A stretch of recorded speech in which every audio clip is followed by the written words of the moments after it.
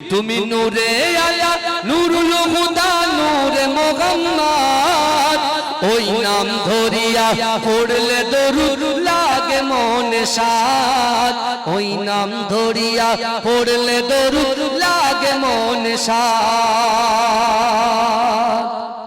তোমার নামের দরুদ তুলে তুলে গাইছে নানান ফুল অমর গুনগুনিয়ে পড়ছে দরুদ মুহাম্মদ রাসূল তোমার নামের দরুদ তুলে তুলে গাইছে নানান ফুল অমর গুনগুনিয়ে পড়ছে দরুদ মুহাম্মদ রাসূল তোমার নূরের আলোয় তোমার নূরের আলোয় চন্দ্র তারা জ্বলছে সারা রাত এই নাম ধরিয়া পড়লে দরুদ লাগে মনে সাদ এই নাম ধরিয়া পড়লে দরুদ লাগে মনে সাদ তোমার ইশকে নবী পাগল হলো তামাম মাখলুক তোমার উম্মত এ ধন্য হলো তামাম মাখলুক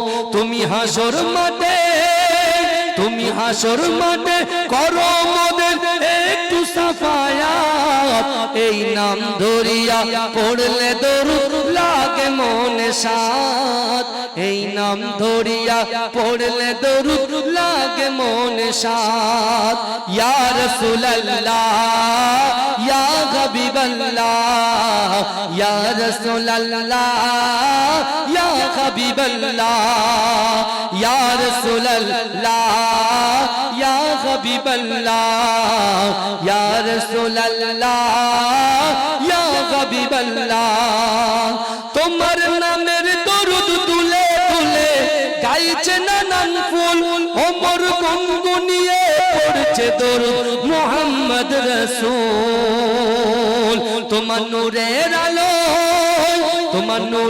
আলোয় ধন্য হলো সমম মাখলুক ওই নাম ধরিয়া পড়লে দরুদ লাগে মনে সাদ আল্লাহুম্মা সাল্লি আলা ইয়া নবী মুহাম্মদ ইয়া রাসূল মুহাম্মদ তুমি মোর সাফায়াত তুমি মোর সাফায়াত জোরে বলুন না জোরে হবে না ইয়া নবী মুহাম্মদ ইয়া রাসূল মুহাম্মদ তুমি মোর সাফায়াত তুমি মোর সাফায়াত তুমি মোর সাফায়াত তুমি মোর সাফায়াত পেলে দিদার একটিবার তোমাকে খোদার কসম কলিজা খুন দিয়ে তখন ধোয়াবো তোমার কদম ওয়েস করুনি দেখেনি ভাঙে ইশকে সকল দাগাত তুমি মোর সাফায়াত তুমি মোর সাফায়াত কোরআন দেখ 101 আল কোরআনে নবীর নাম দুটি কম আল্লাহর নাম 99 গিয়ে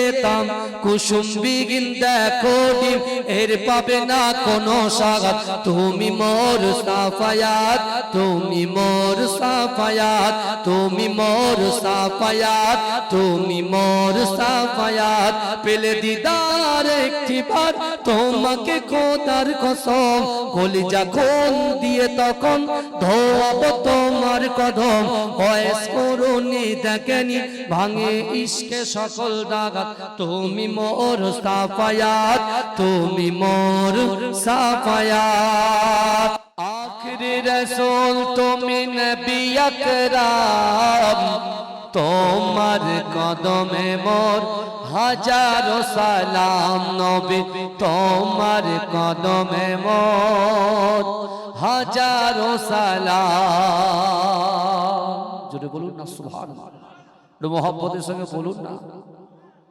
आखिरी रसूल তুমি নবী আকরাম তোমার কদমে মোর হাজারো সালাম নবী তোমার কদমে মোর হাজারো সালাম বনের হরিণ আসমান জমিন সবাই তোমায় চিনেছে, সবাই তোমায় চিনেছে।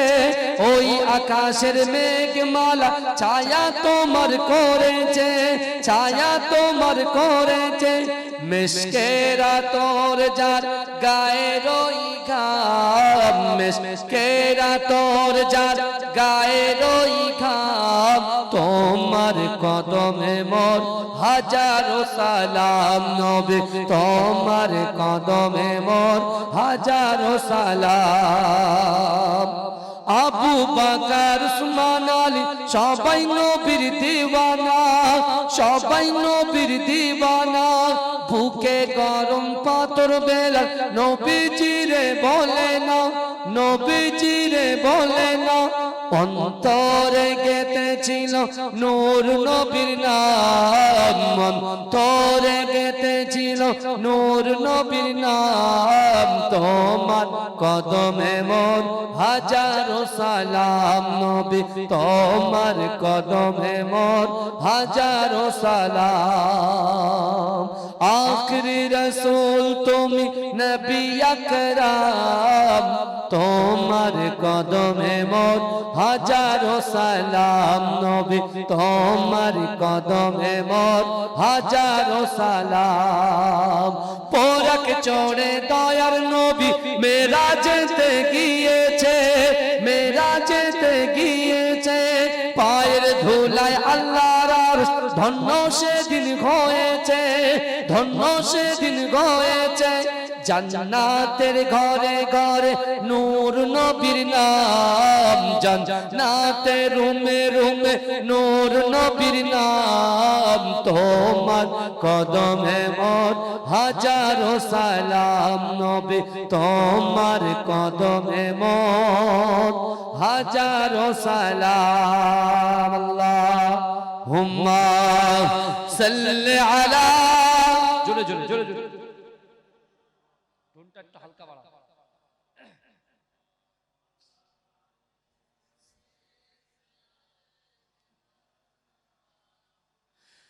জিকির করুন লা ইলাহা ইল্লাল্লাহ, মুহাব্বতে জোরে জোরে লা ইলাহা ইল্লাল্লাহ, লা ইলাহা ইল্লাল্লাহ মুহাম্মাদুর রাসূলুল্লাহ। সকলে বলুন সাল্লাল্লাহু আলাইহি ওয়াসাল্লাম। নাহমাদুহু ওয়া নুসাল্লি আলা রাসূলিহিল কারীম, আম্মা বাদ।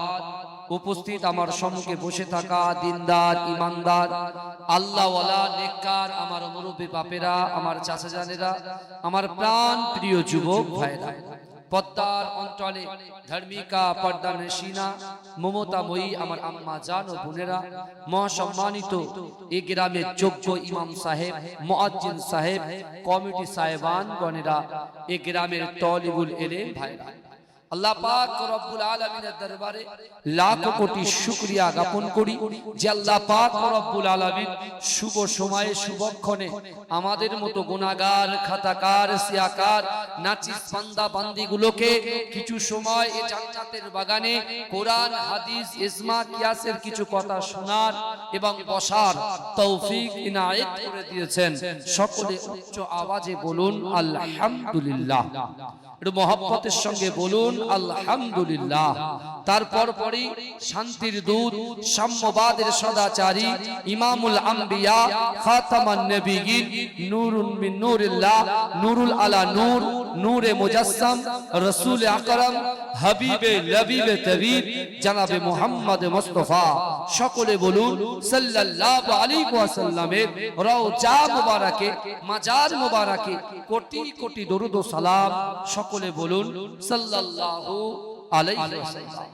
আজকে এমন একটা জান্নাতের বাগানের ভিতরে আমি আপনি আমরা যে সময়টা আমাদের মূল্যবান সময় থেকে এই জান্নাতের বাগানে খরচ করছি, বিশ্বাস করুন আজকে যদি আমরা সঠিক নিয়ত নিয়ে এই পিস অফ প্যারাডাইস জান্নাতের বাগানে যদি আপনি 2 ঘন্টা বসতে পারেন, বিশ্বাস করুন আল্লাহর রাসূল সাল্লাল্লাহু আলাইহি ওয়াসাল্লাম বুখারী শরীফ হাদিসের মধ্যে আমার রাসূল জানিয়ে দিয়েছেন কাল কিয়ামতের মাঠে, কাল হাসর হাসরের মাঠে আল্লাহ চারটে জিনিস আমাদের পক্ষে সাক্ষ্য দেবে।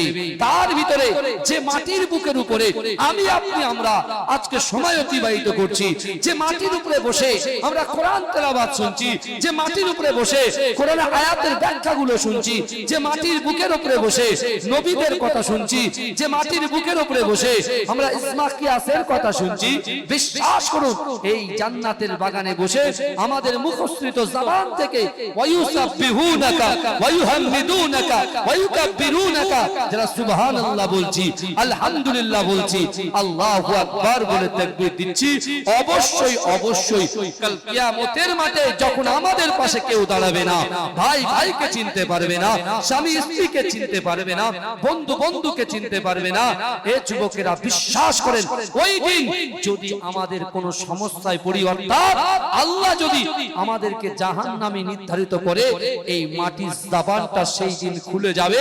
মাটি আল্লাহকে বলবে, আল্লাহ বাসুদেবপুরের গ্রামের যুবকদেরকে আপনি জাহান্নামে দিতে পারেন না, পুরুষদেরকে জাহান্নামে দিতে পারেন না, নারীদেরকে জাহান্নামে দিতে পারেন না।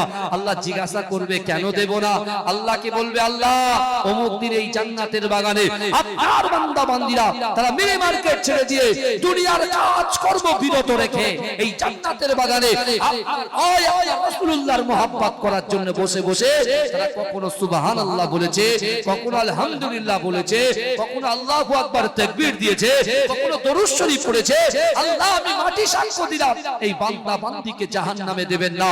বিশ্বাস করুন ওই দিন যখন কেউ কাজে আসবে না, অর্থ সম্পদ ইজ্জত মান সম্মান যখন কোনো কাজে আসবে না, যে মাটির বুকের উপরে আপনি সময়টা দিচ্ছেন, এই মাটির জবান খুলে যাবে আর মাটি কথা শুনে আল্লাহ জাহান্নামটাকে চেঞ্জ করে আমাদেরকে দয়ার জান্নাত দিয়ে দেবে। জোরে বলা যাবে? কত মূল্যবান জিনিস, পুরো গ্রামটাকে বিক্রি করে দিলে আজকের দিনে এই জমিনের দাম আমি আপনি আমরা দিতে পারবো না। কিন্তু আমার ভাইরা, আমার বিশ্ব নবীর উপরে আল্লাহ পাক পবিত্র আল কোরআন নাযিল করেছিলেন।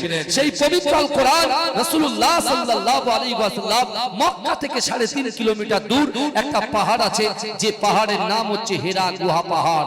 ওই পাহাড়ে আমার বিশ্ব নবী রাসূলুল্লাহ নির্জনে আল্লাহর ইবাদত বান্দেগি মশগুল ছিলেন।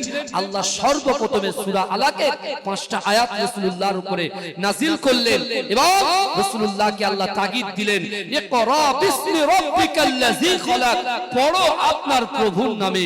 এডুকেশন, শিক্ষা, আর শিক্ষা হচ্ছে মানব জাতির মেরুদণ্ড। ও যুবকেরা, কোনটা ঠিক কোনটা ভুল আপনার ভিতরে যদি শিক্ষা থাকে, আপনার ভিতরে যদি সততা থাকে, আপনার ভিতরে নম্রতা থাকে, আপনার ভিতরে যদি হৃদয়তা থাকে, বিশ্বাস করেন আপনি কোনটা ঠিক কোনটা ভুল এটাকে আপনি যাচাই বাছাই করার ক্ষমতা আপনি রাখবেন। কথা ঠিক না ভুল কথা বলে? আমরা শুধু শোনা কথাই বিশ্বাস করি। শোনা কথাই বিশ্বাস করতে হবে অবশ্যই। কাদের কথা? যারা অথেন্টিক দলিল দিয়ে কথা বলে তাদের কথাটা আপনি বিশ্বাস করতে পারেন। আমার পাশে আমার মাস্টার সাহেব বসে আছেন, আমার পাশে আমার বন্ধু, বুঝলেন, আলিয়াতে পড়াশোনা করার সময় আমাদের পরের ব্যাচ যদিও, কিন্তু মোটামুটি খুব মহব্বত করেন, ভালোবাসেন, শিক্ষিত মানুষগুলো বসে আছেন। এরা আব্বাজান ইন্তেকাল করেছেন, জানেন তো আপনারা, ইন্তেকাল করেছেন। এখন বাপের সন্তান বসে আছে আমার পাশে। এরকম আমার আব্বাজান ইন্তেকাল করেছে 21 সালে, তার সন্তান এতিম হয়ে আমি এই স্টেজে বসে আছি। আমার মতো মাস্টার সাহেবের মতো যত এতিম হয়ে আমরা যারা এই জান্নাতের বাগানে আসন করেছি, অর্থাৎ আমাদের বাপ আছে কোথায়? কবরস্থানে। কোথায় আছে বলেন? কবরস্থানে। তাদেরকে আমরা মাতফান করেছি। কিন্তু বিশ্বাস এই জান্নাতের বাগানে ওই সকল কবরওয়ালার, ওই সকল মাইয়েতের বাড়ির থেকে, কবরওয়ালার বাড়ির থেকে তাদের সন্তানগুলো, তাদের নাতি পোতাগুলো, তাদের বাড়ির বৌমাগুলো, তাদের বাড়ির স্ত্রীগুলো যারা পর্দায় আছে আর যারা জান্নাতের বাগানে বসে আছে, এই আজকে ওই কবরওয়ালা অর্থাৎ মৃত ব্যক্তির বাড়ির থেকে এই জান্নাতের বাগানে আমরা যারা এসে বসেছি, বিশ্বাস করুন আজকের দিনে এই বসার জন্য আল্লাহ পাক তাদের কবরের আযাবকে হালকা করে দিয়েছে। এজন্য বলবেন একটু চোরে হবে সুবহানাল্লাহ। শুধু তাই নয়, যারা মিনি মার্কেটে ঘুরছে আমার মাইকের আওয়াজ শুনতে পাচ্ছে, যারা আপনারা আমার সামনে বসে আছেন, আপনারা আমার কথা শুনতে পাচ্ছেন, কিন্তু আপনারা সব পাচ্ছেন বেশি। যদি বলেন কেন? কারণ আলিফ হরফুন, বা হরফুন, তা হরফুন, প্রত্যেকটা হরফে যে কটা আমার মুনাইম ভাই যে কটা কোরআন আয়াত তেলাওয়াত করলেন, তার আগে আমার ভাই নিশ্চয় আলোচনা করেছেন, তিনিও কোরআনের আয়াত আলোচনা করেছেন, আমিও যে কটা কোরআন আয়াত বলবো, এই প্রত্যেকটা হরফে আলিফ হরফুন, বা হরফুন, তা হরফুন, প্রত্যেকটা হরফে 10টা করে নেকি আমার আপনার আমল নামায় আল্লাহ লিপিবদ্ধ করে দিচ্ছেন। জোরে বলেন, জোরে বলবেন না। কিন্তু আমার ভাই জানেরা, এ নবী পাকের উম্মত উম্মতিরা, এ নবীর দেওয়ানারা, আমার আল্লাহ পাক রব্বুল আলামিন আমাদেরকে সৃষ্টি করেছে। ও যুবকেরা, শুধু সৃষ্টি করে আল্লাহ ছেড়ে দেননি, আমাদেরকে দুটো করে হাত দিয়েছে, পা দিয়েছে, জবান দিয়েছে, ইজ্জত দিয়েছে, সম্মান দিয়েছে। ও যুবকেরা, একটা বাড়ির সঙ্গে আর একটা বাড়ি করার ক্ষমতা দিয়েছে, একটা দোকানের সঙ্গে আর একটা দোকান করার ক্ষমতা দিয়েছে। এ যুবকেরা, এক কাঠা জমির সঙ্গে আর কিছু জমি জুড়ে দেওয়ার ক্ষমতা আল্লাহ দিয়েছে। কিন্তু ও যুবকেরা, আমাদের আল্লাহ পাক আমাদেরকে কতটা মোহাব্বত করে, কতটা ভালোবাসে। ও যুবকেরা, একটু ভালো করে বোঝার চেষ্টা করেন। আপনার বাড়িতে 2 বছরের একটা বাচ্চা আছে, ওই বাচ্চাটা সবে মাত্র হামাগুড়ি দিতে শিখেছে। আপনার বাড়ির উঠানে ওই বাচ্চাটা যখন হামাগুড়ি দেয়, আপনার বাড়ির সামনে বড় একটা পুকুর আছে, কিন্তু না না না, আপনার বাচ্চাটা যখন হামাগুড়ি দেয়, ওই সময় আমি মা হয়ে, বাপ হয়ে, আমার নজরটা কিন্তু ওই বাচ্চার দিকে থাকে। বাচ্চার দিক থেকে নজরটা সরে দাও, কারণ আমার চোখের নজরটা যদি আমার বাচ্চার দিক থেকে সরে যায়, তাহলে সে অবুঝ বাচ্চা, কিছু জানে না, বোঝে না, হামাগুড়ি দিতে দিতে হয়তো সেই পুকুরে পড়ে যেতে পারে, সে অসুস্থ হয়ে যেতে পারে, ইন্তেকাল হয়ে যেতে পারে। কিন্তু যুবকেরা, আল্লাহ পাক রব্বুল আলামিন আমাকে, আপনাকে, আমাদিগকে এত মোহাব্বত করেছে, এত ভালোবেসেছে, এত প্যার করেছে। ও যুবকেরা, আল্লাহর কোরআন বলছে বান্দা, আল্লাহর কোরআন বলছে বান্দা, আল্লাহ পাক কোরআন পাকের ভিতরে পরিষ্কার ভাবে জানিয়ে দিয়েছে, ও আমার বান্দারে, আমি আল্লাহ তোমাদেরকে বলি, ফাআইনামা তুআল্লু ফাসাম্মা ওয়াজহুল্লাহ, ফাআইনামা তুআল্লু ফাসাম্মা ওয়াজহুল্লাহ। আমার আল্লাহ বলে, বান্দা, তোমরা যখন ডান দিকে তাকাও, ওই ডান দিকে আমি আল্লাহ আছি। তোমরা যখন বাম দিকে তাকাও, ওই বাম দিকে আমি আল্লাহ আছি। ও বান্দা, তোমরা যখন সামনে তাকাও, সামনে আমি আল্লাহ আছি। ও বান্দা, তোমরা যখন পিছনে তাকাও, পিছনেও আমি আল্লাহ আছি। জোরে বলুন না সুবহানাল্লাহ। চিৎকার দিয়ে বলা যাবে না সুবহানাল্লাহ? আল্লাহ পাক বলছেন, বান্দা, তোমরা যেদিকে থাকো না কেন, সেই দিকে, যেদিকে তাকাও না কেন, সেই দিকেই আমি আল্লাহ আছি। জোরে বলেন। আল্লাহ দুনিয়ার জমিনে আমাদেরকে পাঠিয়েছেন কেন? কেন দুনিয়ার জমিনে আমাদেরকে পাঠিয়েছেন? আল্লাহ পাক রব্বুল আলামিন আমাদেরকে ইবাদত বান্দেগি করার জন্য পাঠিয়েছেন। আল্লাহর কোরআন বলছে বিসমিল্লাহির রহমানির রহিম। ভালো করে আয়াতের দিকে খেয়াল করো। আল্লাহর কোরআন বলছে, বান্দা, বিসমিল্লাহির রহমানির রহিম, আহাসিবান নাস ওয়া ইতরাকু আইয়াকুলু আমান্না ওয়া হুম লা ইফতানুন। বাবাজি, এই যে আমরা ইন দা বাউন্ডারির ভিতরে যারা বসে আছি, এই জান্নাতের ভিতরে যারা বসে আছে, ভালো করে শুনেন। আল্লাহ পাক রব্বুল আলামিন এই কোরআনের আয়াত দিয়ে তার বান্দাকে কি বোঝাতে চাইছে, আমাদেরকে আল্লাহ কি বোঝাতে চাইছে? কারণ আমরা শুধু একটা কথাই মনে মনে ভাবি, জবি হোগা বাদ মে দেখা যায়, যেটা হবে পরে দেখা যাবে। আরে এখন যেমন চলছে তেমন চলুন, যেমন চলছে তেমন চলুন।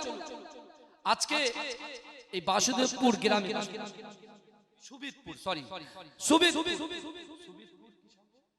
কিশোর সংঘ, সুবিদপুর কিশোর সংঘের পরিচালনায় এই যে আমরা বসেছি, বিশ্বাস এখন আল্লাহ আমাদেরকে বলে দিচ্ছেন, এই গ্রামবাসী, পাড়াবাসী, আমরা যারা আল্লাহর বান্দা, রাসূলুল্লাহর উম্মত, আমাদেরকে আল্লাহ বলছেন যে তোমরা যারা ঈমান এনেছো, এই দেখুন আজকে আমাদের করণীয় কি?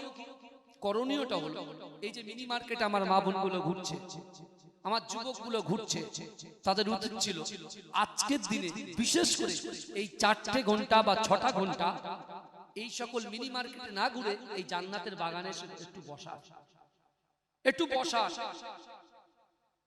কারণ আমরা তো সব সময় ঘুরছি, মাশাআল্লাহ আপনাদের এই অনুষ্ঠান চলছেই আছে। আমি আস্তে আস্তে দেখছিলাম আমার হিন্দু ভাইদের কত প্রোগ্রাম হচ্ছে, বুঝতে পারছেন? সেখানে তো আমাদের মুসলমানরাও তো আছেন, কথা বলেন না, অনেকে আছে। সব সময় তো মাশাআল্লাহ আমরা প্রোগ্রাম দেখছি, সব সময় প্রোগ্রাম দেখছি, কিন্তু আমার ভাইরা আজকে যখন এই জান্নাতের বাগানটা তৈরি করেছি, তাহলে এর হক তো আমাদের আদায় করতে হবে কি হবে না? কথা কথা আমরা কত সমস্যার মধ্যে পড়ে আছি আপনি জানেন। সমস্যা বলতে শুধু এই অকাপ সমস্যা নয়, এটা তো এই নতুন করে, কিন্তু আমরা যে সমস্যা কি আগামী দিনে আমরা হায়াতে থাকবো কিনা, মৃত্যু হবে কিনা, মৃত্যুর পরে বারজাকি লাইফে যেতে হবে, কবরে লাইফে যেতে হবে, মুনকার নাকির আসবে, তার সওয়ালের জবাব হবে, সেখান থেকে ঠিক হবে আমি জান্নাতে যাব কি জান্নাতের দরজা দেখব কি জাহান্নামের দরজা দেখব। তারপরে আবার কিয়ামতের মাঠে উঠতে হবে, আল্লাহর হাতে তারাজ্জু থাকবে, সেই পাল্লাতে আল্লাহ পাক যখন হিসাব করবে সেই হিসাবে আমরা পাস করব কি ফেল করব। এই চিন্তা ভাবনাগুলো তো আমাদের মাথার মধ্যে ঢোকাতে হবে, কথা ঠিক না ভুল? শুধু আউট নলেজ, আউট চিন্তা ভাবনা ঢোকালে তো হবে না, এটা তো ভাবতে হবে আমাদের। আল্লাহ পাক রব্বুল আলামিন ইসলামটাকে, ইসলাম মানে হচ্ছে শান্তি, কারণ রাসূল বলেছেন বুনিয়াল ইসলাম আলা খামসিন, ইসলামের 5টা স্তম্ভ আছে, খুঁটি আছে, পিলার আছে, কলেমা, নামাজ, রোজা, হজ, যাকাত। তা আল্লাহ ইচ্ছা করলে তো পুরোটাই এই 5টা স্তম্ভকে আল্লাহ তো সবাইকে বলতো সমানভাবে দেখতে, তোমরা সমানভাবে পালন করো, কে গরিব কে ফকির কে আমির তোমরা সমান করে দিলাম। আল্লাহ কিন্তু সমান করলেন না, কারণ আল্লাহ পাক কি করলেন? ভাগ করে দিলেন। কি রকম ভাগ করলেন? কারণ আল্লাহ ভাগ করলেন কাদেরকে? যারা ধনী ব্যক্তি, যাদের অর্থ আছে, সম্পদ আছে, সাহেবে নিসাব যারা, তাদেরকে আল্লাহ এক্সট্রা 2টো জিনিস করতে বললেন। কি বলেন তো? হজ আর যাকাত। আর যারা গরিব মধ্যবিত্ত, যাদের কাছে যারা সাহেবে নিসাব নয়, তাদের জন্য আল্লাহ কি বললেন? তোমরা শুধু কলেমা, নামাজ আর রোজা 3টে সঠিকভাবে আদায় করো। জোরে বলবেন না? তাহলে আল্লাহ কত সুন্দর করে বিচারটা করে দিলেন। কিন্তু আমার আজকে এই জান্নাতের বাগানে আমরা যারা বসেছি, আল্লাহ পাক বলছে বান্দা তোমরা যারা ঈমান এনেছো, আমরা যারা ঈমান এনেছি, কালেমা পড়েছি লা ইলাহা ইল্লাল্লাহ মুহাম্মাদুর রাসূলুল্লাহ, আল্লাহ বলছেন বান্দা তোমরা যারা ঈমান এনেছো, তোমরা কি মনে করো আমি আল্লাহ তোমাদেরকে ছেড়ে দেব? অহুম লা ইফতানুন, আমি আল্লাহ কি তোমাদের পরীক্ষা করব না? আমার ভাইজানেরা, হে নবী পাকের উম্মত উম্মতিরা, হে নবী দেবানারা, আমার আল্লাহ পাক রব্বুল আলামিন বান্দাকে পরীক্ষা করবে। ও যুবকেরা, আল্লাহ পাক অর্থ দিয়ে পরীক্ষা করবে, আল্লাহ সম্পদ দিয়ে পরীক্ষা করবে, আল্লাহ ব্যবসা দিয়ে পরীক্ষা করবে, আল্লাহ যৌবন দিয়ে পরীক্ষা করবে। ও যুবকেরা, আল্লাহ পাক পিতামাতা দিয়ে পরীক্ষা করবে, আল্লাহ সন্তান দিয়ে পরীক্ষা করবে। ও যুবকেরা, আল্লাহর কোরআন বলছে বান্দা একজন ঈমানদারকে আমি আল্লাহ 5টা বিষয়ের ভিতরে যে কোনো একটা বিষয় আমি আল্লাহ পাক তাকে পরীক্ষা করব। ও যুবকেরা ভাইরা, বিশ্ব নবী রাসূলুল্লাহ সাল্লাল্লাহু আলাইহি ওয়াসাল্লাম বলেছিলেন আল্লাহ পাক রব্বুল আলামিন আমার উম্মত উম্মতিকে, আল্লাহর বান্দা বান্দিকে তাদের অন্তরে ভয় দিয়ে পরীক্ষা করবে। সে আল্লাহকে ভয় করে না দুনিয়ার কোনো মানুষকে ভয় করে। ও যুবকেরা, আল্লাহ পাক রব্বুল আলামিন মানুষের অন্তরের ভিতরে, মানুষের দেহের ভিতরে রোগ দিয়ে পরীক্ষা করবে যে না না না, সে যখন রোগে আক্রান্ত হয়ে যায় সে মানুষকে ডাকে কি আল্লাহকে ডাকে? কার কাছে সেবার জন্য দোয়া চায়? মানুষের কাছে চাই কি আল্লাহর কাছে চাই? ও যুবকেরা, আল্লাহ পাক ব্যাপক ব্যবসা দেবে, ওই ব্যবসায় ক্ষতি করে আল্লাহ পরীক্ষা করবে, ওই ব্যবসায় লাভ দিয়ে পরীক্ষা করবে। ও যুবকেরা ভাইরা, একটু ভালো করে বোঝার চেষ্টা করেন। আল্লাহ বলছে বান্দা অহুম লা ইফতানুন, আমি আল্লাহ পরীক্ষা করব। বিশ্বনবী রাসূলুল্লাহ সাল্লাল্লাহু আলাইহি ওয়াসাল্লামের সাহাবারা রাসূলুল্লাহকে জিজ্ঞাসা করেছিলেন, ইয়া রাসূলুল্লাহ হাবিবাল্লাহ, আল্লাহ যখন বান্দাকে পরীক্ষা নেবে, ওই পরীক্ষায় যদি আল্লাহর বান্দা বান্দীরা উত্তীর্ণ হয়ে যায়, পাস করে যায়, আল্লাহ পাক তাদেরকে কি সাজা দেবে?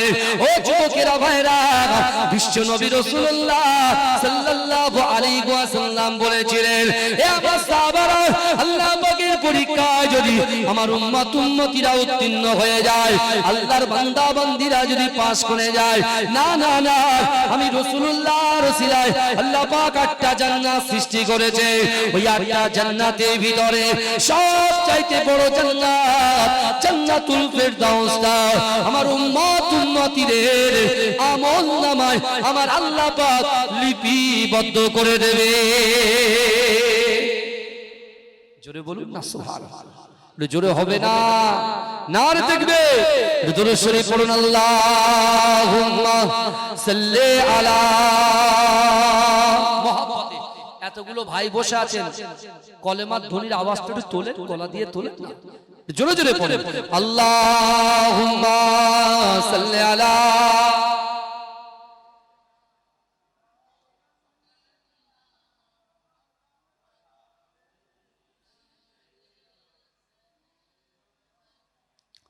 জোরে জোরে জোরে জোরে জোরে জোরে জোরে।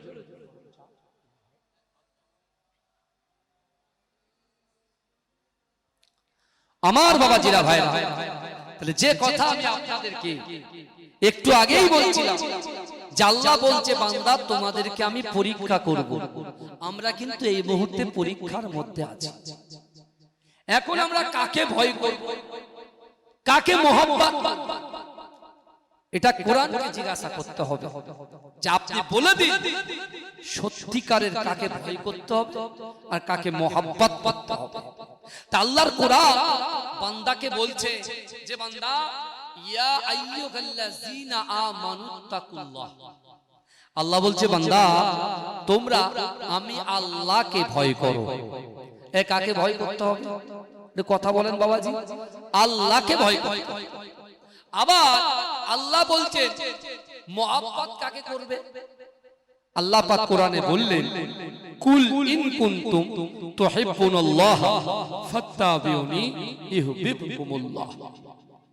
আল্লাহ বলছেন হাবিব আপনি আমার বান্দা বান্দীকে জানিয়ে দেন যারা আমি আল্লাহ আমাকে ভালোবাসতে চায়, আমাকে ভালোবাসার আগে যেন আপনাকে ভালোবাসে।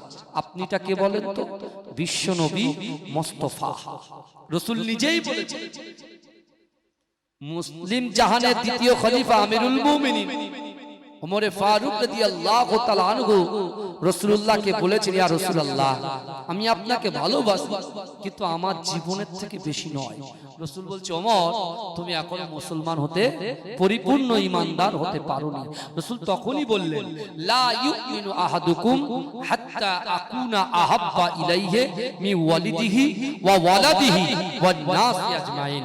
রাসূল বলছেন তোমরা ততক্ষণ পর্যন্ত পূর্ণ ঈমানদার হতে পারবে না যতক্ষণ পর্যন্ত তোমাদের পিতা মাতা আত্মীয় স্বজন পাড়াবাসী গ্রামবাসী সকলের থেকে আমি রাসূলুল্লাহকে মহব্বত করতে হবে। জোরে বলে মহব্বত কাকে বলে? যদি সত্যিকারের আল্লাহর ভয় আর রাসূলুল্লাহর মহব্বত থাকে কাদের অন্তরে? আমাদের অন্তরে। বিশ্বাস করেন হে যুবক, আজকে আপনি রাতের অন্ধকারে দিনের আলোতে প্রকাশ্যে অপ্রকাশ্যে জাহেরিতে বাতিনিতে যে কর্মের মধ্যে লিপ্ত আছেন, সে ভালো কর্ম হোক আর গালাত কর্ম হোক, আল্লাহ কোরআনে বলছে বান্দা বিসমিল্লাহির রহমানির রহিম নাহনু আকরাবু ইলাইহি মিন হাবলিল ওয়ারিদ। আল্লাহ বলছে বান্দা আমি আল্লাহ তোমাদের ঘাড়ের শিরা উপশিরা থেকে অতি নিকটবর্তী, আমি আল্লাহ তোমাদের সাথে আছি। তাহলে আপনি যে কর্মগুলো করছেন ভালো কাজ আর খারাপ কাজ, ভালো কাজ করলে আলহামদুলিল্লাহ, আর অসৎ কাজগুলো যে করে আমরা বেড়াচ্ছি, আমরা তো লোকের সামনে যার ভুলটা মানুষের কাছে প্রকাশ পাচ্ছে, আমরা সেই জিনিসটাকে ধরে নাড়াচাড়া করছি, অথচ সে সেই কাজের কাজই, কিন্তু তারটা প্রকাশ হয়নি। কিন্তু তাকে বোঝা উচিত এ দুনিয়া আমাদের জন্য জেলখানা, মুমিনদের জন্য জেলখানা, বুঝতে পারছেন? আর যারা মুমিন নয় তাদের জন্য জান্নাত। কারণ আমি ইচ্ছা করলে সব কিছু পারি, একজন মুমিন কিন্তু যা ইচ্ছা তাই করতে পারে না, অরাজকতা তৈরি করতে পারে না। কিন্তু আল্লাহর এই কোরআন দিয়ে কি বুঝবো? একটা ছেলে যদি সুদের সঙ্গে যুক্ত থাকে গ্রামের কেউ জানে না, একটা ছেলে যদি পরকীয়ায় লিপ্ত থাকে কেউ জানে না, একজন নারী কিন্তু পরকীয়ায় লিপ্ত থাকে কেউ জানে না। আল্লাহ আপনাকে অর্থ দিয়েছে, সম্পদ দিয়েছে, আপনার উপরে যাকাতটা আল্লাহ কি করেছে? ফরজ করেছে। আপনি যাকাতও দেন না, কেউ জানে না। আমার ভিতরে যে কর্মগুলো আছে, আমার বাড়িতে ভিক্ষুক যাচ্ছে, আমি তার হাতে দিচ্ছি কি তাকে দাঁড়িয়ে দিচ্ছি, কেউ জানে না। জানেন কে? এই জোরে বলেন জানেন কে? তাহলে ধরা পড়তে হবে কার কাছে? তাহলে আপনি এক্ষুনি কোরআনের আয়াত শুনেছেন যে কাকে ভয় করতে হবে আর কাকে মহব্বত করতে হবে। আমরা দুনিয়ার মানুষকে ভয় করে বেড়াচ্ছি, তাই আমাদের এত চাপ। পূর্বপুরুষদের কথাটা চিন্তা করেন তো, পূর্ব নবীদের কথা চিন্তা করেন তো। যখন মুসা আলাইহিস সালাতু ওয়াস সালাম তিনি যখন নবী ছিলেন বনি ইসরাইলের, সেই সময় ফিরাউন কি করেছিল? নিজেকে খোদা দাবি করেছিল, কত অত্যাচার করেছিল, মানুষকে উৎপীড়ন করেছে, নিপীড়ন করেছে, শোষণ করেছে, মা বোনগুলোকে কষ্ট দিয়েছে। কিন্তু এই যুবকেরা বিশ্বাস করো, ফিরাউন যতই কষ্ট দিয়েছে, মুসা আলাইহিস সালাতু ওয়াস সালামের উম্মতরা আল্লাহকে, যা আল্লাহর উপরে যারা ভরসা করেছে, আল্লাহকে যারা ভয় করেছে, মুসা আলাইহিস সালাতু ওয়াস সালামের পাশে যারা থেকেছে, বিশ্বাস করুন আল্লাহ পাক ওই ফিরাউনকে নীল নদে নাস্তানাবুদ করে দিয়েছে। কথা ঠিক না? কথা বলে সাদ্দাত সে কি করেছে? সে নিজেকে খোদা দাবি করেছে, সে নিজেকে বিশাল বড় কিছু দাবি করেছে, কিন্তু শেষ পর্যন্ত তার পরিণতি কি হলো? তার পরিণতিটা কি হলো? আল্লাহ কি না পারে? এই পুরো পৃথিবীকে আল্লাহ সৃষ্টি করেছে কোন ফায়াকুনের মাধ্যমে। ভালো করে আমার আল্লাহ যদি ইচ্ছা যে কোনো মুহূর্তে, এক সেকেন্ড আগে যে জাহান্নামী, এক সেকেন্ড আগে যে পুরুষ যে নারী জাহান্নামী, এক সেকেন্ড আগে যে পুরুষ যে নারী জাহান্নামী, আল্লাহ চাইলে এক সেকেন্ড পরে ওই পুরুষ ওই নারী জান্নাতি। জোরে বলবেন না? এই আমার কথা খারাপ লাগছে ভাইজান? একটু কথা বলে। তাহলে খারাপ যদি না লাগে তাহলে একটু তাকবীরের আওয়াজ দেবেন, নারে তাকবীর। আর একটু জোরে দেন নারে তাকবীর, আর একটু মহব্বতে দেন নারে তাকবীর। এখন কথাগুলো, আমি এই কথাগুলো কেন বলছি? আমরা কিছু নিতে এসেছি। আমরা আজকে এই গ্রামের জলসা থেকে কিছু নিয়ে যাব বাড়িতে, আর কিছু নেব আর কিছু দেব। কি বুঝলেন? কিছু নেব আর কিছু দেব। কি নেবেন? আমরা কি নেব? আল্লাহর কোরআন থেকে যে আলোচনা চলছে, এই আলোচনার পরিপ্রেক্ষিতে আমি দলিল দিয়ে যাব আপনাদেরকে যে এই গ্রামের কোন যুবক আর কোন নারীর ভিতরে যদি সত্যিকারের আল্লাহর ভয় থাকে, রাসূলুল্লাহর মুহাব্বত থাকে, আর আল্লাহর হুকুম যদি আদায় করে 5 ওয়াক্ত নামাজের পাটির সঙ্গে তার যোগাযোগ থাকে, বিশ্বাস করে না যুবক, তোমার আমার দ্বারাই জিন্দেগিতে যেটা করা অসম্ভব, এই অসম্ভবকে আল্লাহ আমাদের দ্বারাই সম্ভব করে দেবে। যেটা বলবেন না, আল্লাহ রাসূল যখন মক্কার জমিনে এই ঘোষণা দিয়েছিলেন, রাসূল মদিনায় যাওয়ার আগে আল্লাহ দ্বীনকে মদিনায় পাঠিয়ে দিয়েছিলেন, শরিয়াত মদিনায় পৌঁছে গিয়েছিলেন। কিন্তু বিশ্ব নবী রাসূল সাল্লাল্লাহু আলাইহি ওয়াসাল্লাম মক্কার জমিনে যখন আছে, ওই মদিনায় একজন 70 বছরের সাহাবা, যার নাম হচ্ছে ওমর ইবনুল জামু। কি নাম বললাম? ওমর ইবনুল জামু 70 বছরের সাহাবা, তার অন্তরের কি তামান্না ছিল, তার অন্তরের কি নিয়ত ছিল, তার আশা আকাঙ্ক্ষা কি ছিল, একটু ভালো করে বোঝেন। হাদিস শরীফের মধ্যে এসেছে এই ওমর ইবনুল জামু 70 বছরের একজন সাহাবা, কারণ সে জানে যে আল্লাহর কোরআন বলছে ইজা জা আজালুহুম লা ইস্তাখিরুনা সাআতাও ওয়া লা ইস্তাকদিমুন, অর্থাৎ মৃত্যু যখন আসবে এক সেকেন্ড লেট করা হবে না, দেরি করা হবে না। কিন্তু এই ওমর ইবনুল জামুর কলিজার ভিতরে আমার রাসূলুল্লাহর মহব্বত ছিল। সেই ওমর ইবনুল জামু আল্লাহর কাছে ফরিয়াদ করেছিল, ওগো রব্বুল আলামিন আল্লাহ, আমার মনের তামান্না, আমার মনের নিয়ত, আমার মনের আকাঙ্ক্ষা যে যতদিন পর্যন্ত বিশ্বনবী রাসূলুল্লাহ মক্কা ছেড়ে মদিনায় না আসবে, মদিনাতে না আসা পর্যন্ত আমি ওমর ইবনুল জামুকে আপনি মৃত্যু দেবেন না।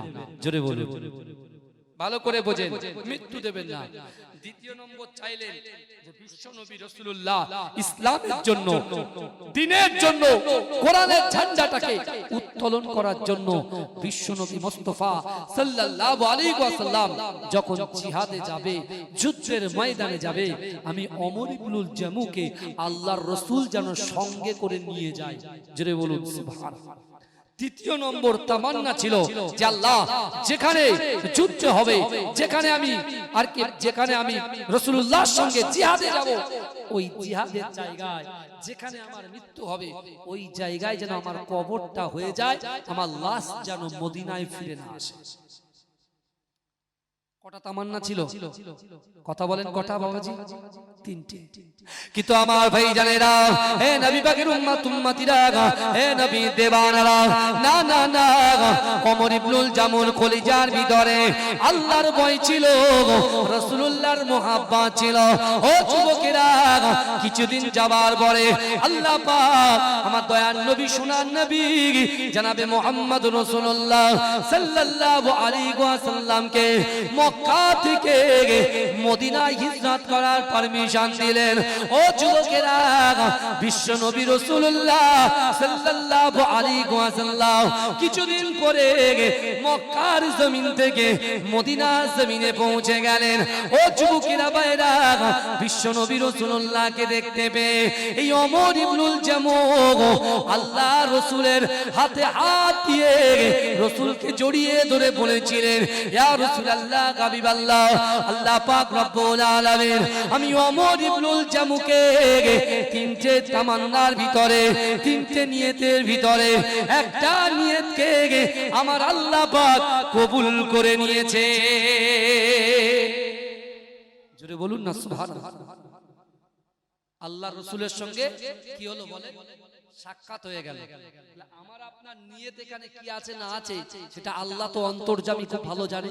আমার মায়েরা পর্দায় বসে আছে, আমি জানি এখানে যতগুলো পুরুষ বসে আছে তার থেকে 3 থেকে 5 ডবল পর্দাতে আমার আম্মা জানেরা বসে আছে। কি কথা ঠিক না ভুল? সব জায়গায় হয়। মহিলাদের বসার জায়গা আছে তো নাকি? কথা বলেন।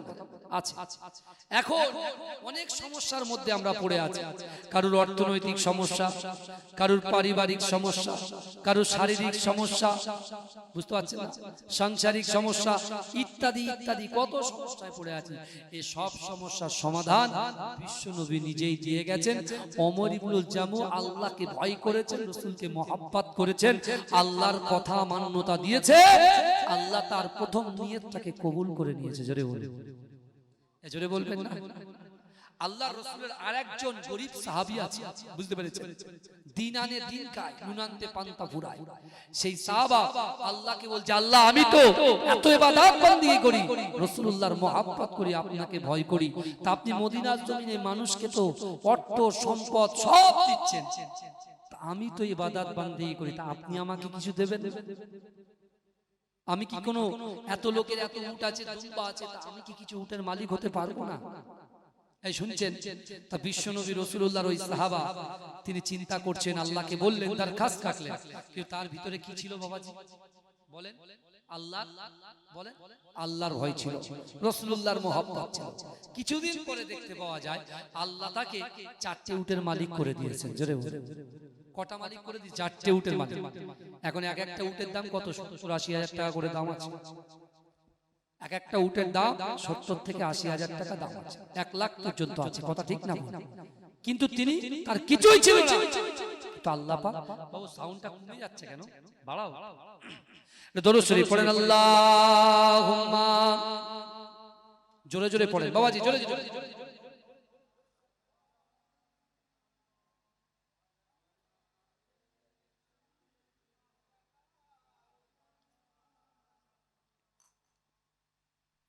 আল্লাহুম্মা সাল্লি আলা,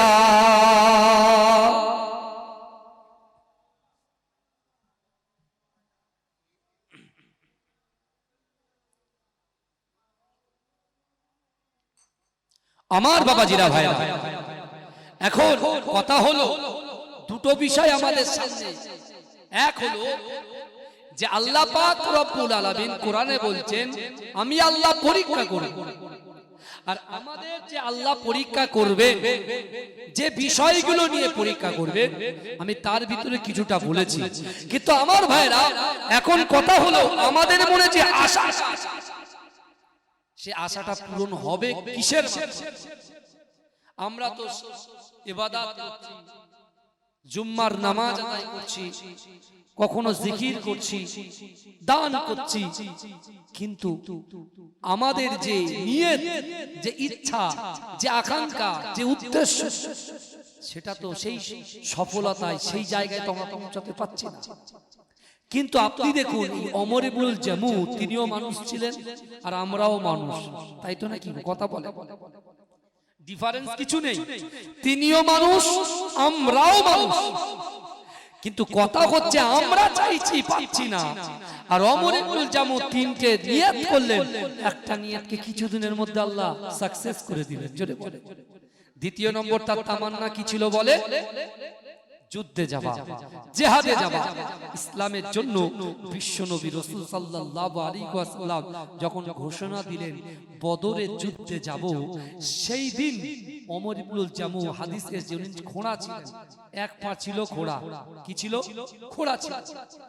সে খুঁড়িয়ে খুঁড়িয়ে খুঁড়িয়ে খুঁড়িয়ে রাসূলুল্লাহর দরবারে যখন হাজির হয়েছে, ওমর ইবনুল জামুকে আল্লাহ রাসূল বলছে, বাবা ওমর ইবনুল জামু, তুমি অসুস্থ ব্যক্তি, তুমি জিহাদের ময়দানে যাবে? তুমি অসুস্থ ব্যক্তি, জিহাদের ময়দানে যাবে? যাও বাবা, তুমি বাড়ি চলে যাও, তোমার যাবার দরকার নেই। কিন্তু ওমর ইবনুল জামু রাসূলুল্লাহর উপরে অত্যন্ত অসন্তুষ্ট হলেন না। কিঞ্চিত পরিমাণে কুরুচিকর মন্তব্য করলেন। ভালো করে বোঝেন, সে তখন সাথে সাথে কোরআনের আয়াতের দিকে খেয়াল করে সে বলছে যে আল্লাহ কোরআনে বলছে, বান্দা ওহুয়া মাআকুম আইনামা কুনতুম, আল্লাহ বলছে বান্দা তোমরা যেখানে, আমি আল্লাহ সেখানে। জোরে বলেন, জোরে বলবেন না? আল্লাহ বলছে বান্দা বান্দি তোমরা যেখানে, আমি আল্লাহ সেখানে। অর্থাৎ আল্লাহ অন্তর্যামী, মনের কথা জানে। এখন যদি আমি ওমর ইবনুল জামু রাসূলুল্লাহর প্রতি অসন্তুষ্ট হই, তাহলে আল্লাহ আমার উপরে কি হবে? অসন্তুষ্ট হয়ে যাবে। তিনি কি করলেন?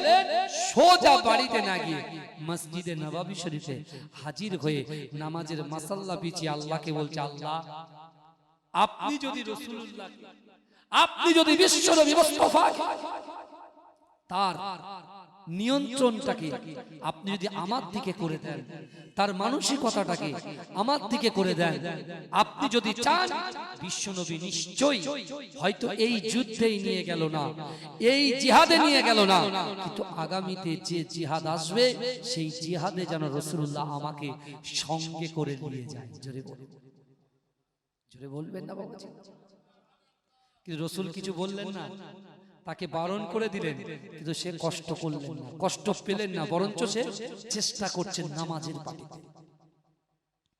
আমার ভাই জানেরা, হে নবী পাকের উম্মত উম্মতিরা, হে নবী দেবানারা, বিশ্ব নবী রাসূলুল্লাহ সাল্লাল্লাহু আলাইহি ওয়াসাল্লামের 70 বছরের মুহাব্বতে সাহাবা হযরত ওমর ইবনুল জামু বসে বসে বসে বসে নামাজের পাটিতে ক্রন্দন করে, ওগো রব্বুল আলামিন আল্লাহ পাক, আমার দয়ার নবী বদরের যুদ্ধে গিয়েছে, না না না, আমার রাসূল যখন যুদ্ধ থেকে, আমার রাসূল যেন যুদ্ধ যুদ্ধ থেকে জয়ী হয়ে বাড়ি আসে।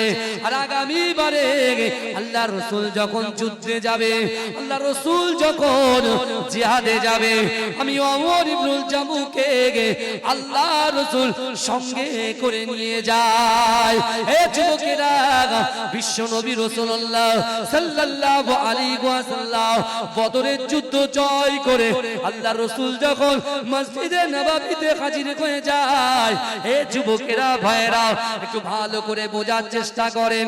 বিশ্ব নবী রাসূলুল্লাহ যখন মদিনার মসজিদে নববী শরীফে হাজির হয়েছে, ওমর ইবনুল জামুক আল্লাহর রাসূলের পিছনে বসে, ও যুবকেরা, ও নবী পাকের উম্মতিরা, ওমর ইবনুল জামুক আল্লাহর রাসূলের পিছনে বসে আল্লাহর কাছে ক্রন্দন করে আর বলে, ওগো রব্বুল আলামিন, বিশ্ব নবী রাসূলুল্লাহ আমি ওমর ইবনুল জামুকে আগামী যুদ্ধে যখন যাবে, আমি খোড়া সাহাবা, আমি বয়স্ক সাহাবা ওমর ইবনুল জামুকে আল্লাহ রাসূল যেন সঙ্গে করে নিয়ে যায়, আল্লাহ রাসূল যেন সঙ্গে করে নিয়ে যায়। এ যুবকেরা ভালো করে বোঝে, আজকে আমরা এই গ্রামে জলসা এসে বসেছি, আমাদের পিতামাতা কবরে আছে, আমাদের বাপ দাদা আত্মীয় পরিজন পাড়াবাসী গ্রামবাসী তারা আজকে কবরের মধ্যে শায়িত আছে, কিন্তু বিশ্বাস করুন তারাও কিন্তু আমাদের দিকে তাকিয়ে আছে, কখন তার সন্তানেরা তাদের জন্য কিছু হাদিয়া পাঠাবে। হাদিয়া আপনি দেখেন, ওমর ইবনুল জামুর অন্তরের কথা যদি আল্লাহ কবুল করে, আজকে আপনারা যারা এখানে বসে আছেন, বিশ্বনবী রাসূলুল্লাহ সাল্লাল্লাহু আলাইহি ওয়াসাল্লামের দরবারে একজন যুবক ছেলে অঝর নয়নে কাঁদতে কাঁদতে আল্লাহর রাসূলের কাছে এসে বলছে, ইয়া রাসূলুল্লাহ, ইয়া হাবিবাল্লাহ, হুজুর, আমার যখন অর্থ ছিল, আমার যখন সম্পদ ছিল, আমার যখন ইজ্জত ছিল, আমার পিতামাতা হায়াতে জিন্দেগিতে ছিলেন, কিন্তু ইয়া রাসূলুল্লাহ, ইয়া হাবিবাল্লাহ, হুজুর, তখন দুনিয়ার মোহে পড়ে, দুনিয়ার লোভে পড়ে আমি আম্মা আব্বাকে খিদমত করতে পারি নাই, তাদেরকে সুযোগ দিতে পারি নাই, তাদের খিদমত করতে পারি নাই, তাদের কাছে টাইম দিতে পারি নাই। ইয়া রাসূলুল্লাহ, ইয়া হাবিবাল্লাহ, হুজুর, তাই আমি আপনার কাছে এসেছি, আমার মা বাপ ইন্তেকাল করেছে, ওই কবরে শুয়ে আছে। ইয়া রাসূলুল্লাহ, আমি যখন ঘরের ভিতরে ঢুকি আমার আব্বা মায়ের কথা বড্ড মনে পড়ে। মা যে ঘরটাতে ঘুমাতেন, আব্বু যে ঘরটাকে ঘুমাতেন, সেই ঘরের দিকে যখন তাকায়, ইয়া রাসূলুল্লাহ, চোখ দিয়ে টপ টপ করে পানি পড়ে, পুরনো স্মৃতিগুলো ভেসে ওঠে, আর মনে মনে হয় আজকে যদি মা বাপ থাকতো, আমি আমার মা বাপকে তার পাশে বসে একটু খিদমত করতে পারতাম। বিশ্বনবী যখন ওই যুবক ছেলে এই কথা বললেন, আল্লাহ রাসূল তখন বললেন, বাবা যুবক, তুমি চুপ করো, তুমি চুপ করো, কারণ আমি রাসূলুল্লাহ, তোমার পিতামাতার কথা তুমি বলছো, আমার পিতামাতার কথা বড্ড মনে পড়ছে, বড্ড মনে পড়ছে। তখন রাসূলুল্লাহ সাল্লাল্লাহু আলাইহি ওয়াসাল্লামের দরবারে ওই যুবকটা বসে বসে অঝর নয়নে কাঁদছেন। কিছু সময় উঠে যাচ্ছেন, রাসূলুল্লাহ পিছন থেকে ডাক দিয়ে বলছে, বাবা যুবক, বাবা যুবক, শোনো, রাসূলুল্লাহর দরবার থেকে কেউ কখনো খালি হাতে ফেরে না, যদি বলে কেউ কখনো খালি হাতে ফেরে না।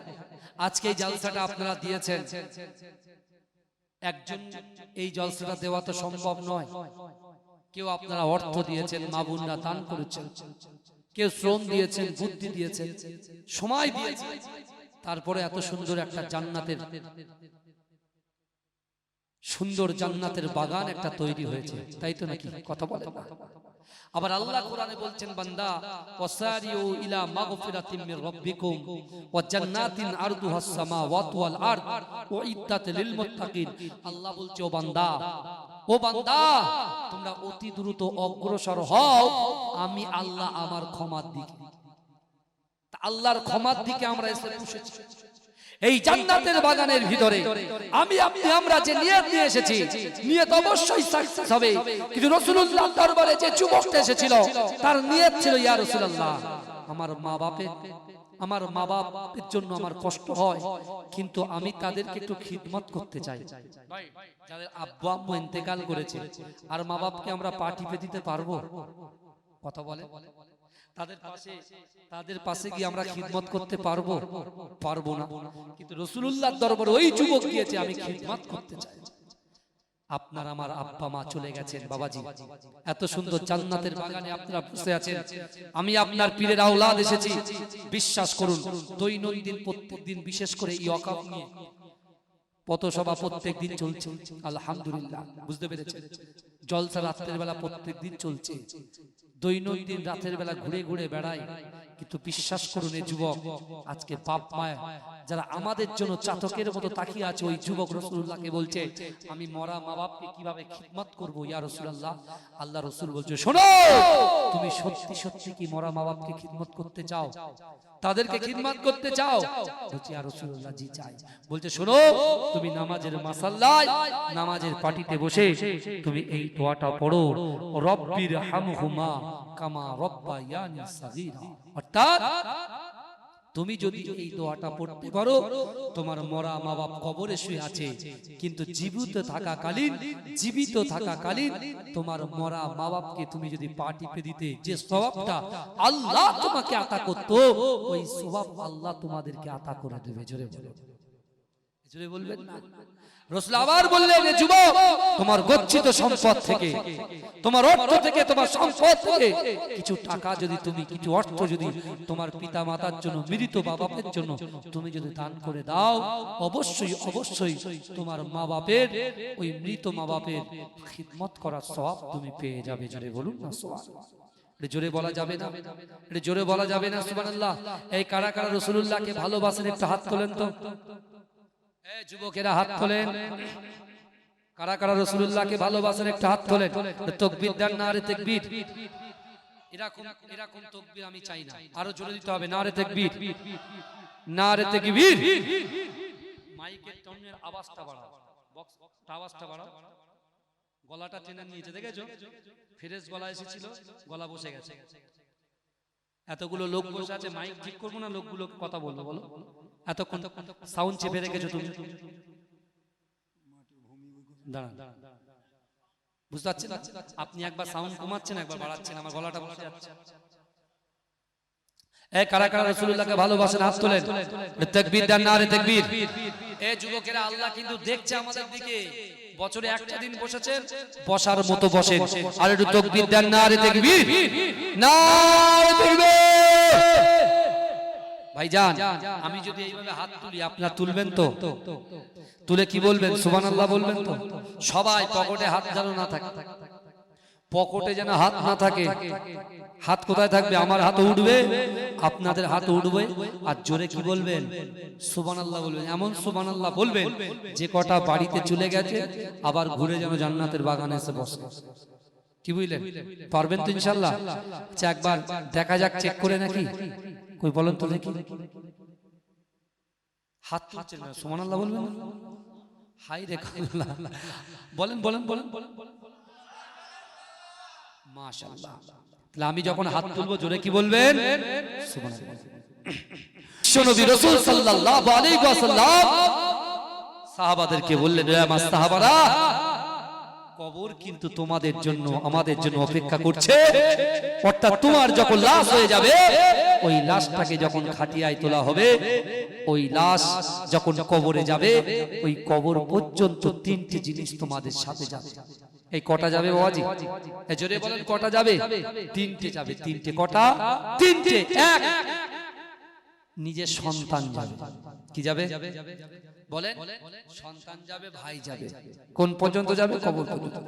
আমরা ব্যাপক এক্সকিউজ দিই, অজুহাত দিই। অজুহাত কি? অজুহাত দিই যে হুজুর 4 বিঘে জমি লিজ নেওয়া আছে, ধান চাষ করেছি, অমুক চাষ করেছি, হ্যাঁ, ঠিকঠাক টাইম দিতে পারিনি নামাজে, সব কিছু ঠিকঠাক হয়, হ্যাঁ, খাওয়া কাজা হয় না, নামাজ কাজা হয়ে যায়।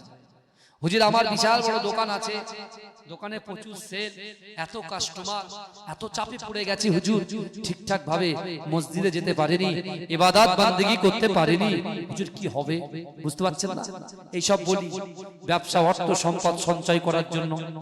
আর নিজের সন্তান ভালো থাকবে, স্ত্রী ভালো থাকবে, পুত্র ভালো থাকবে, ইনকামের জন্য সময় ইনকামের পিছনে লাগিয়ে দিলাম। কিন্তু এই হাদিস থেকে আমাদের শিক্ষা নিতে হবে। এক, রাসূল বলছে তোমাদের কবর পর্যন্ত লাশটা যখন যাবে তোমার এই সন্তান যাবে। দ্বিতীয়, তুমি যে সম্পত্তি সঞ্চয় করেছো, ক্রয় করেছো, তুমি যে গচ্ছিত রেখেছো, ওই সম্পত্তিটা তোমার সাথে কবর পর্যন্ত যাবে। আর বিশ্বাস করুন, আজকে এই এলাকার যে আয়োজন, এই যে জান্নাতের বাগানে কোরআন হাদিস ইজমা কিয়াসের কথা শোনার যে আয়োজন, এই জান্নাতের বাগানে আপনারা মূল্যবান যে সময় দিয়েছেন, যে কাজগুলো আপনারা বসে বসে করছেন, এই কাজগুলোকে আল্লাহ আমলে পরিণত করে দেবে। আর এই আমল আপনার ওই কবর পর্যন্ত যাবে। জোরে বলুন না সুবহানাল্লাহ। জোরে হবে না? আমরা কবরে আমাদের সাথে কি যাবে বলেন তো? দুটো জিনিস যাবে, ঈমান যাবে, আমল যাবে। কি যাবে বলেন? ঈমান যাবে, আমল যাবে। বিশ্ব নবী রাসূলুল্লাহ সাহাবাদেরকে বা শোনাচ্ছে, আমার ভাইজানেরা, হে নবী পাকের উম্মত উম্মতিরা, হে নবী দেওয়ানারা, আমার বিশ্ব নবী রাসূলুল্লাহ সাল্লাল্লাহু আলাইহি ওয়াসাল্লাম সাহাবাদেরকে বললেন, ও আমার সাহাবারা, আমি রাসূলুল্লাহ তোমাদেরকে জানিয়ে দিলাম, মিনহা খলাকনাকুম ওয়া ফিহা নুঈদুকুম ওয়া মিনহা নুখরিজুকুম তারাতান উখরা বলে তিন মুঠো মাটি যখন তোমাদের কবরে দেওয়া হবে, তোমার বুকের উপরে চাপিয়ে দেওয়া হবে। এ আমার সাহাবারা, সর্বপ্রথমে তোমার কবরটা অন্ধকার হয়ে যাবে, সাপ বিচ্ছুর ঘর হয়ে যাবে, পোকামাকড়ের ঘর হয়ে যাবে। ও যুবকেরা, বিশ্ব নবী রাসূলুল্লাহ সাল্লাল্লাহু আলাইহি ওয়াসাল্লাম সাহাবাদেরকে বলতে লেগেছে, ও আমার সাহাবারা, আমি রাসূলুল্লাহ তোমাদেরকে বললাম, তোমার কবরে যখন মাটি দেওয়া হয়ে যাবে, তুমি যে সন্তানের জন্য শরিয়াত ভুলে গিয়েছো, যে সন্তানের জন্য কোরআন তেলাওয়াত করতে ভুলে গিয়েছো, যে সন্তানের জন্য দ্বীনকে শরিয়াতকে ভুলে গিয়েছো, ওই সন্তান তোমার মাটি দেওয়ার সাথে সাথে বাড়িতে চলে আসবে। ও আমার বাবারা, তুমি যে সম্পত্তি ক্রয় করেছো, একাট্টা করেছো, একত্রিত করেছো, তুমি ইন্তেকালের পরে তোমার কবরে মাটি দেওয়ার পরে ওই সম্পত্তি তোমার ছেলের পিছন পিছন চলে আসবে। ও যুবকেরা ভাইরা, আজকে বছরে একটা দিন আমরা যারা বসেছি, ও যুবকেরা মায়েরা বোনেরা, ভালো করে বোঝার চেষ্টা করেন বাবা। বিশ্ব নবী রাসূলুল্লাহ বললেন, আজকে জান্নাতের বাগানে সন্ধ্যা থেকে আখিরি মোনাজাত পর্যন্ত যে সকল ভাইরা বসবে, দান খায়রাত করবে, কারণ আল্লাহর কোরআন বলছে, বান্দা ও আম্মাস সাইলা ফালা তানহার, যদি কোনো মানুষ কোনো মানুষের কাছে হাত পাতে, ওই হাতটাকে তোমরা ফিরত দিও না। ও যুবকেরা, বিশ্ব নবী রাসূলুল্লাহ সাল্লাল্লাহু আলাইহি ওয়াসাল্লাম বললেন, ও আমার সাহাবারা, আমি রাসূলুল্লাহ তোমাদেরকে বললাম, সন্তান চলে আসবে, সম্পত্তি চলে আসবে, ওই কবরের ভিতরে তোমরা যে দান খায়রাত করেছো, দরুদ পড়েছো, জান্নাতের বাগানে সময় দিয়েছো, না না না, এই কাজগুলোকে, ওই দানগুলোকে, ওই গচ্ছিত জিনিসগুলোকে আল্লাহ পাক আমলে পরিণত করে দেবে। আর ওই আমলটুকু তোমার ওই গহীন কবরে আল্লাহ পাক ঢাল হিসাবে পাঠিয়ে দেবে। জোরে বলুন, এই জোরে বলা যাবে না সুবহানাল্লাহ? নারে তাকবীর। আমার ভাইরা ভালো করে বুঝে, বিশ্ব নবী রাসূলুল্লাহ বললেন যে ওই কবরে, ওই কবরটা যদি তোমরা আলোয় আলোকিত করতে চাও, তোমার বাপ মায়ের কবরটা যদি আলোয় আলোকিত করতে চাও, তোমার মা বাপকে, মরা পিতা মা বাপকে খিদমত করতে চাও, তাহলে তোমাদের গচ্ছিত সম্পদ থেকে বহু টাকা বহুদিকে ব্যয় করো, বহু টাকা বহুদিকে যায়, কিন্তু আল্লাহর রাস্তায় ফি সাবিলিল্লাহ, অর্থাৎ কিছু গচ্ছিত সম্পদ থেকে কিছু পয়সা যদি বাপ মায়ের নামে, দাদা দাদির নামে তোমরা দান করে দাও, তোমাদের পিতা মাতার খিদমত করার সওয়াব পেয়ে যাবে। জোরে বলে। আর আল্লাহর কোরআন বলছে, ফালা তাকুল্লাহুমা উফি ওয়ালা তানহারহুমা ওয়া কুল্লাহুমা কাওলান কারীমা। আল্লাহ বলছে, ও বান্দা, ও বান্দি, তোমাদের আচার আচরণে, তোমাদের ব্যবহারে তোমাদের পিতা মাতা যেন উফ শব্দ না করে। আমার রাসূল ওই যুবকের কথা শুনে রাসূল কাঁদছে, কারণ রাসূল তো মায়ের পেটে থাকতে আব্বা জানকে হারিয়েছে। রাসূল যখন সবেমাত্র বুদ্ধি হয়েছে 6 বছর বয়সে আম্মা জানকে হারিয়েছে। রাসূল সেই সময় ওই যুবকের সামনে বলছে, তুমি থামো থামো, কারণ আমার পিতা মাতার কথা আমার মনে পড়ছে। আমার সোনার ভাইরা, আজকে আমরা এতগুলো মানুষ বসেছি, এতগুলো মানুষ আমরা এখানে উপস্থিত হয়েছি, আজকে আমাদের নিয়ত না করলে আমরা সফলতা কখনো পাবো না। যদি সফলতা অর্জন করতে চান সর্বপ্রথমে নিয়ত করতে হবে। আর আল্লাহ কোরআনে বলছেন একদম প্লেন ভাষায়, আমি আপনাদেরকে বলে যাই, আল্লাহ কোরআনে বলছে বান্দা ফাজকুরুনি আযকুরকুম, বান্দা তোমরা আমাকে স্মরণ করো, আমি আল্লাহ তোমাদেরকে স্মরণ করব। আল্লাহ এক কথাই বলতে চাইলেন, বান্দা, এ যুবক, এ গ্রামের ছেলে, নারী, পুরুষ, তোমরা আমি আল্লাহর কথা যদি শুনো, আমি আল্লাহ তোমাদের কথা শুনবো। জোরে বলে জোরে হবে না সুবহানাল্লাহ? যেমন ছেলে যখন স্কুলে না যায়, আব্বু তখন বলে, তুমি যদি স্কুলে যাও তোমাকে আমি বুলেট গাড়ি চড়াবো, আমি তোমাকে বাইক চড়াবো, আমি তোমাকে ওই বর্ডারের সাইডটা ঘোরাতে নিয়ে যাবো। ছেলে তখন কি করে? টুকটুক করে স্কুলে চলে যায়, পড়তে চলে যায়, তাই না? কথা বলেন না? আজকে আমরা যদি সফলতা অর্জন করতে চাই তাহলে আমাদেরকে নিয়ত করতে হবে। কারণ রাসূলুল্লাহর একটা হাদিস, عن سعد بن سعد رضي الله تعالى عنه قال قال رسول الله صلى الله عليه وسلم ان العبد নিশ্চয়ই কোন আল্লাহর বান্দা লা ইয়ামালু আলা আহলি النار জাহান্নাম বাসীদের কাজ করে। এ যুবকেরা, ওই ব্যক্তির দ্বারাই, ওই নারীর দ্বারাই, ওই পুরুষের দ্বারাই জাহান্নামে যেতে এক পা বাকি। আল্লাহ পাক ওই নারীর দ্বারাই, ওই পুরুষের দ্বারাই, ওই যুবকের দ্বারাই, ওই যুবতীর দ্বারাই এমন একটা ভালো কাজ করিয়ে নেয়, তার ঠিকানাটা দয়ার জান্নাত হয়ে যায়। জোরে বলবেন না? আবার রাসূল বলছেন, নিশ্চয়ই কোন আল্লাহর বান্দা জান্নাতবাসীদের কাজ করে, অর্থাৎ জান্নাতে যেতে এক পা বাকি। ওই ব্যক্তির দ্বারাই, ওই নারীর দ্বারাই, ওই পুরুষের দ্বারাই আল্লাহ এমন একটা কাজ করিয়ে নেয়, তার ঠিকানাটা জাহান্নাম করে দেয়। রাসূলুল্লাহর একজন সাহাবা দাঁড়িয়ে রাসূলকে জিজ্ঞাসা করছেন, ইয়া রাসূলুল্লাহ, ইয়া হাবিবাল্লাহ, হুজুর, যার জান্নাতে যাওয়ার কথা সে যাচ্ছে জাহান্নামে, আর যার জাহান্নামে যাওয়ার কথা সে যাচ্ছে জান্নাতে। এই শুনছেন আপনারা? রাসূলুল্লাহ সাহাবা বলছেন, যার জান্নাতে যাওয়ার কথা সে যাচ্ছে জাহান্নামে, আর যার জাহান্নামে যাওয়ার কথা সে যাচ্ছে জান্নাতে। রাসূলুল্লাহ তখন শেষে বললেন, ইন্নামাল আমালু বিল খাওয়াতিন, অর্থাৎ প্রত্যেকটা জিনিস নিয়তের উপরে নির্ভরশীল। জোরে বলুন না সুবহানাল্লাহ। আজকে আমাদের অন্তরের কথা, মনের কথা, ইচ্ছার কথা, আকাঙ্ক্ষার কথা, ব্যথার কথা, উদ্দেশ্যের কথা, নিয়তের কথা যদি আল্লাহর কাছে শেয়ার করি, আর আমাদের কলবের ভিতরে, দিলের ভিতরে ওয়াত্তাকুল্লাহ, আল্লাহর ভয়, রাসূলুল্লাহর মহব্বত, অচঞ্চল দৈনন্দিন নামাজের পাটিতে আপনার অন্তরের কথা, মনের কথা, ইচ্ছার কথা, আকাঙ্ক্ষার কথা, উদ্দেশ্যের কথা যদি আল্লাহর সঙ্গে শেয়ার করতে পারেন, আল্লাহ বলছে, বান্দা, আমি আল্লাহ পরীক্ষা করব, সেই পরীক্ষায় যারা উত্তীর্ণ হয়ে যাবে আল্লাহ পাক তাদের মনের আশা, আকাঙ্ক্ষা, উদ্দেশ্য, চাওয়া পাওয়াকে আল্লাহ কবুল করে নেবে। জোরে বলে, জোরে বলবেন না? জোরে বলবেন না? আমার ভাইরা, আগামী বছর এই জলসাটা আগামী বছরে হোক, এটা চান তো আপনারা? আমি প্রথমে বলেছি এই জলসার উপকারের কথা, কারণ আপনি জলসা এখানে বসে আছেন, কবরওয়ালারা বুঝতে পারছেন তাদের কত আনন্দ হচ্ছে, কারণ তাদের বাচ্চাগুলো আজকে কোরআনের কথা শোনার জন্য জান্নাতের বাগানে বসেছে। তাহলে এই কোরআনের মাহফিলটা তৈরি করার জন্যই আপনারা এসেছেন। আগামী কাল কিন্তু থাকবে না, গতকাল ছিল। কথা ঠিক না ভুল?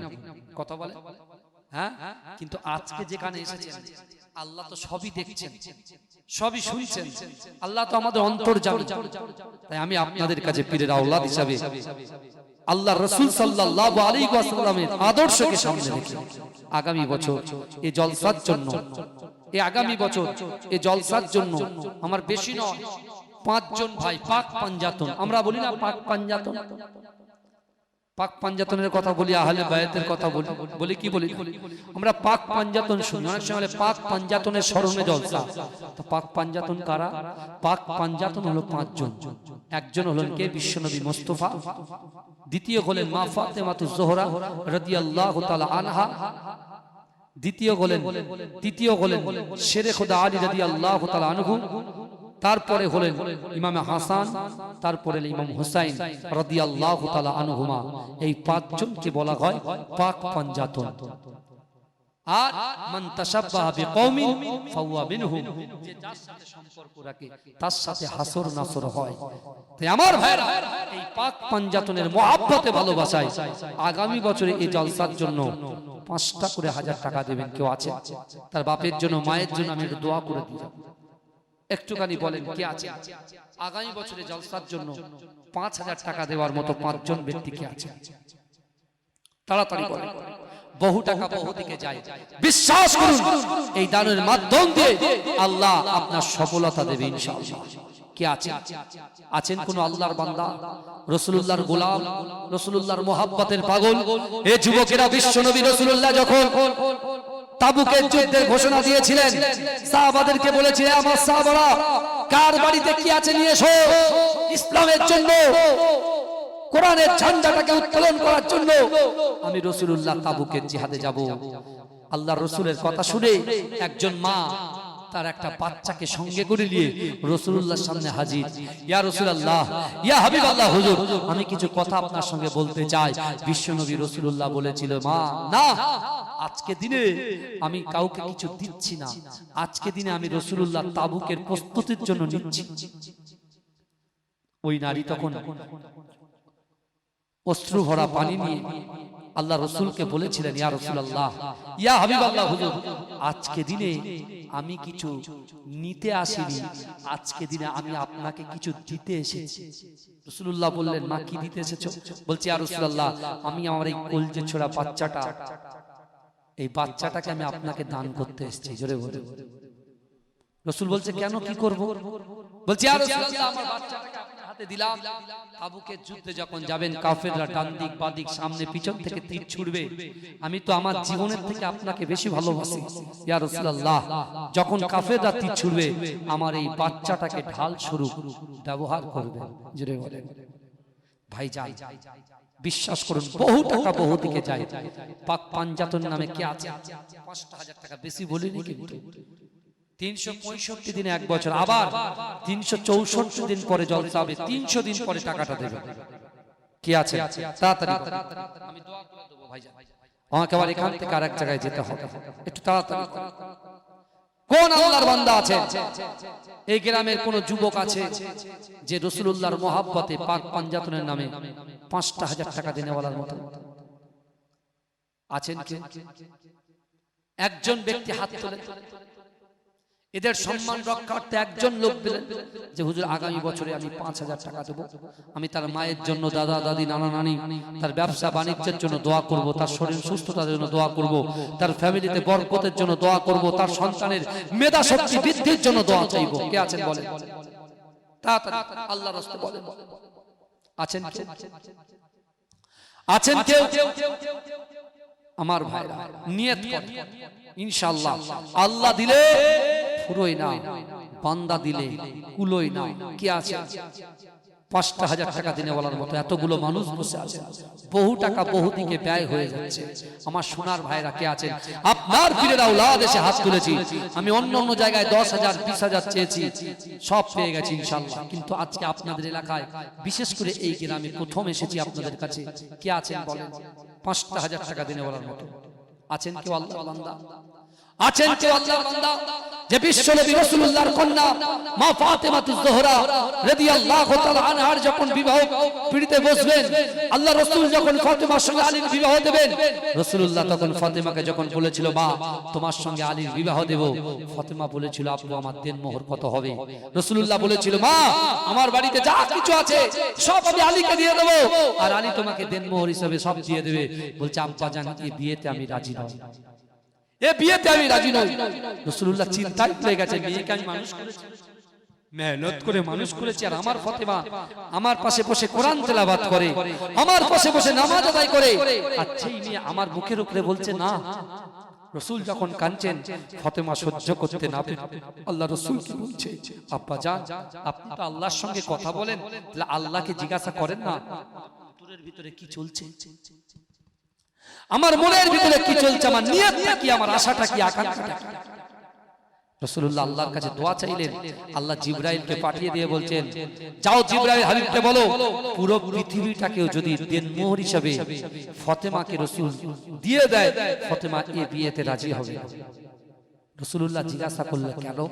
বলছে ফাতেমা নিয়ত করেছে রাসূল তার 63টা বছর জিন্দেগিতে উম্মতের জন্য কেঁদেছে, নামাজের পাটিতে উম্মতের জন্য কেঁদেছে, কোরআনের পাটিতে উম্মতের জন্য কেঁদেছে, জান্নাতুল বাকিতে কবরের সামনে গিয়ে উম্মতের জন্য কেঁদেছে, জিহাদে গিয়ে উম্মতের জন্য কেঁদেছে, আর ফাতেমা সেগুলো দেখেছে। অর্থাৎ ফাতেমার আব্বা জান বিশ্বনবী রাসূলুল্লাহ উম্মতকে মহব্বত করে, তাই উম্মতকে মহব্বত করেন বলে বাপকে দেখে বাপের উম্মতকে ফাতেমাতুজ জোহরা মহব্বত করে ফেলেছে। অর্থাৎ আল্লাহর কাছে এই দোয়া করছে, আল্লাহ আমার দিন মোহরটা যেন হয়, আমার আব্বা জানের যত উম্মত উম্মতি আছে সকলের গুনাহ খাতাগুলো যেন আল্লাহ আপনি maaf করে দেন। জোরে বলেন, জোরে বলবেন না, চিৎকার দিয়ে বলা যাবে না সুবহানাল্লাহ। ৫,০০০ টাকা চেয়েছি সেই ফাতেমাতুজ জোহরা আহলে বায়াতের মধ্যে, পাক পাঞ্জাতনের মধ্যে পড়ে কে আছেন বাবাজি? আছেন? এক দিলে আল্লাহ 10 দেবে। আপনি যদি 1 টাকা দেন 10 টাকা আল্লাহ দেবে। যদি বলেন হুজুর দলিল দেন, দলিল দিয়ে যাবেন ইনশাআল্লাহ। কে আছেন বাপ মায়ের কথা চিন্তা করে বাপের সম্পত্তির উপরে বসে আছেন, মায়ের সম্পত্তির উপরে বসে আছেন, এরকম যদি কোনো যুবক থেকে থাকেন অবশ্যই তাদের গচ্ছিত সম্পদ থেকে কিছু দেওয়ার চেষ্টা করেন। কে আছেন একটু বলেন? আমার 40টা বা এখানে যে কোনো ভাই আছেন 1000 টাকা করে বলেন কে আছেন দেবেন আগামী বছরে? 300 দিন পরে 1000 টাকা দিনে বলার মতো কে আছে? তাড়াতাড়ি বলেন। আছেন কেউ আগামী বছরে জলসার জন্য 1000 টাকা দিনে বলার মতো? 1000 টাকা দেওয়ার মতো নেই? আল্লাহু আকবার। বাপি মন্ডল ভাই জোরে বলুন জিন্দাবাদ, নারে তাকবীর, নারে তাকবীর, আল্লাহুম্মা আমিন। ওগো রব্বুল আলামিন আল্লাহ পাক খাস করে মেহেরবানি করে আপনার একজন বান্দা বাপি মন্ডল ভাই থাকতে পারলেন না, রাসূলুল্লাহর আলে বায়াতকে মুহাব্বত করে ভালোবেসে, পাক পাঞ্জাতনকে মুহাব্বত করে ভালোবেসে আগামী বছরে এই জলসার জন্য 1000 টাকা দিচ্ছে। আল্লাহ তার দানকে কবুল করুন, আল্লাহ তার মনের আশাকে পূরণ করুন। ওগো রব্বুল আলামিন তার সংসারে শান্তি দিন, তার বাচ্চাদের হায়াত দারাজ করে দিন।